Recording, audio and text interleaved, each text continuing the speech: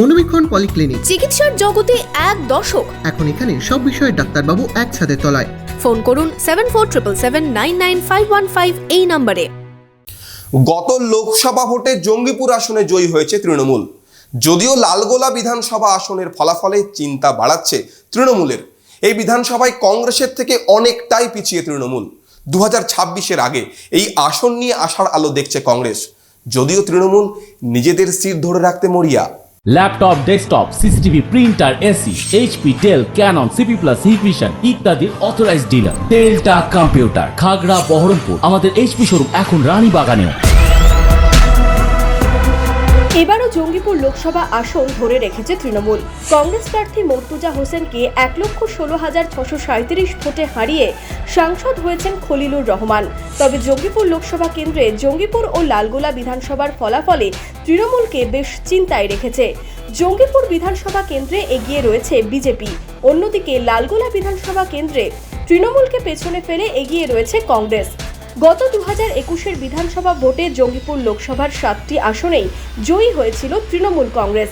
একটিতেও বিরোধীরা সেই দাগ কাটতে পারেনি। তবে গত লোকসভা ভোটে দেখা যাচ্ছে প্রায় 14,000-এর ওপর ভোটে তৃণমূলকে পিছনে ফেলে দিয়েছে কংগ্রেস। এখানে কংগ্রেস প্রার্থী মর্তুজা হোসেন বকুল পেয়েছেন 81,745 ভোট। তৃণমূল প্রার্থী খলিলুর রহমান এখানে ভোট পেয়েছেন 67,607 ভোট। বিজেপির ধনঞ্জয় ঘোষ ভোট সংখ্যা পেয়েছেন 29,039। লোকসভা আসনে হারলেও এই বিধানসভা এলাকায় ভোটের ফলে খুশি কংগ্রেস নেতৃত্ব। কংগ্রেসের দাবি, লালগোলা বরাবরই কংগ্রেসের শক্ত ঘাঁটি। এখানে বাম আমলেও কংগ্রেস প্রার্থী জয়ী হয়েছেন। গত বিধানসভায় নানা ইস্যুতে এই আসন হাতছাড়া হলেও 2026-এর বিধানসভায় আসন তাদের দখলেই আসবে। লালগোলার মাটি বরাবরই কংগ্রেসের মাটি, এটা আমার বলার অপেক্ষা রাখে না, এটা প্রমাণিত। কারণ স্বাধীনতার পর থেকে লালগোলার যখন এখানে বামফ্রন্ট সরকার পশ্চিমবঙ্গে রাজত্ব করেছে, তখনও আমরা লালগোলার মাটিতে বিধায়ক নির্বাচিত হতে দেখেছি। স্বাভাবিকভাবে লালগোলার মানুষ কংগ্রেসের সঙ্গে ছিলেন। আবারও আপনারা দেখলেন যে লোকসভা নির্বাচনে আমরা 14,000+ ভোটে আবারও আমরা এখানে তৃণমূলকে পরাজিত করেছি। স্বাভাবিকভাবে 26-এ নির্বাচন আমাদের জয় শুধু সময়ের অপেক্ষা, কারণ বরাবরই মানুষ আমাদের সঙ্গে থাকে। গত পঞ্চায়েত ভোটের পর লোকসভা ভোটের ফলাফল দুটি ভোটেই লালগোলায় পিছিয়ে শাসক দল তৃণমূল কংগ্রেস। 2021-এর বিধানসভা দখল হলেও কেন এই ব্যর্থতা তা নিয়ে ইতিমধ্যেই দলের পক্ষ থেকে পর্যালোচনা শুরু হয়েছে। তবে স্থানীয় তৃণমূল নেতৃত্বের দাবি, পঞ্চায়েত ভোটের তুলনায় অনেকটাই ভোট বেড়েছে তৃণমূলের। 2023-এর পঞ্চায়েত ইলেকশনে আমরা 46,981 ভোটে পিছিয়ে ছিলাম।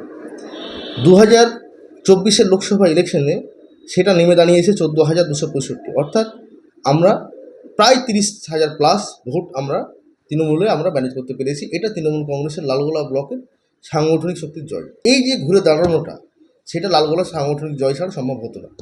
আমরা 30,000 ভোট পঞ্চায়েত থেকে লোকসভাতে, আমরা 30,000+ ভোট, প্রায় 32,000 ভোট আমরা লালগোলা ব্লকে আমরা এটা আমরা তৃণমূল কংগ্রেস আমরা মেকআপ করতে পেরেছি জোটের নিরিখে।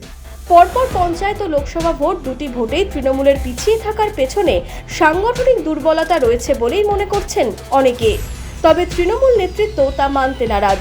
তাদের দাবি, কংগ্রেস প্রার্থী লালগোলার ভূমিপুত্র হওয়াতেই তারা পিছিয়ে পড়েছে। 2023-এর পঞ্চায়েতে 46,000 ভোটে পিছিয়ে ছিলাম, সেখানে লোকসভাতে আমরা 32,000 ভোট মেকআপ করে আমরা 14,000-এ নামাতে পেরেছি। সেটা তো সাংগঠনিক জয়, ব্যর্থতা কোথায়? আরও আপনাদের একটা কথা বলে রাখি, স্থানীয় লালগোলা ব্লকের ক্যান্ডিডেট হওয়ার সুবাদে, ওনার বাড়ি লালগোলা ব্লকে, তিনি অনেক ভোট, প্রায় 4 থেকে 5,000 ভোট, নিউট্রাল ভোটার বলুন বা তৃণমূল কংগ্রেসের কর্মী বা আছে, এমনও ওনাকে ব্যক্তিগতভাবে ভালোবাসে বা বন্ধুস্থানে বা সম্পর্ক আছে, এরকম 4 থেকে 5,000 ভোট ওনাকে ব্যক্তিগতভাবে সুইং করেছে তৃণমূল কংগ্রেসের ভোট। মর্তুজা হোসেন বকুলের জন্য, জোটের জন্য নয় বা কংগ্রেসের জন্য নয়, যেই ভোটটা তৃণমূল কংগ্রেসের হওয়া উচিত ছিল, বা এই মর্তুজা হোসেন বকুল যদি স্থানীয় ক্যান্ডিডেট না হতেন তাহলে এই ভোটটা কোনোভাবেই জোটের পক্ষে যেত না। সেই হিসেবে দেখতে গেলে যে 46,000 ভোটে আমরা পঞ্চায়েতে পিছিয়ে ছিলাম, সেই ভোটটা এই লোকসভা ভোটে আমাদের নিউট্রালাইজ হয়ে যেত। অর্থাৎ আমরা এই ডেফিসিটটা কোনোভাবেই থাকতাম না। এই ডেফিসিটটা থাকার একমাত্র কারণ হচ্ছে মুর্তজা হোসেন বকুল লালগোলার স্থানীয় ক্যান্ডিডেট, যেটা আমাদের ওপর একটা এক্সট্রা প্রেশার ছিল। 2021-এর বিধানসভা ভোটে একসময়ের শক্ত ঘাঁটিতেই শূন্য হাতে ফিরতে হয়েছিল কংগ্রেসকে। একটি আসনেও তারা জয়ী হতে পারেনি। তবে লোকসভা ভোটে রাজ্যে একটি আসন দখল করেছে কংগ্রেস।